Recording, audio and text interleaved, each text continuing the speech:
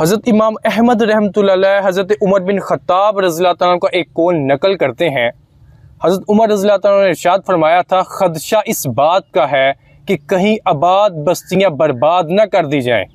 ये उस वक्त होगा जब इन बस्तियों में रहने वाले फासिको फाजर लोग इन बस्तियों के नेक और साले लोगों पर गालिब आ जाएंगे और कबीलों की क़यादत इनमें से मुनाफिकीन के हाथ में चली जाएगी।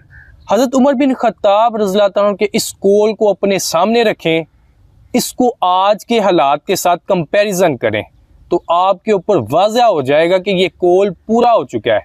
क्योंकि आज की हमारी बस्तियों के जो फासिको फाजर लोग हैं वो इन बस्तियों के नेक और साले लोगों पर गालिब आ चुके हैं।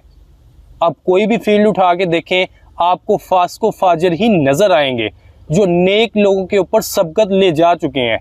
इसके साथ साथ हमारी जो क़यादत है, हमारे जो कबीले हैं, हमारे जो शहर हैं, हमारे जो मुल्क हैं, उनकी जो क़यादत है उनके अंदर मुनाफिकीन बहुत ज़्यादा तादाद में पाए जा रहे हैं।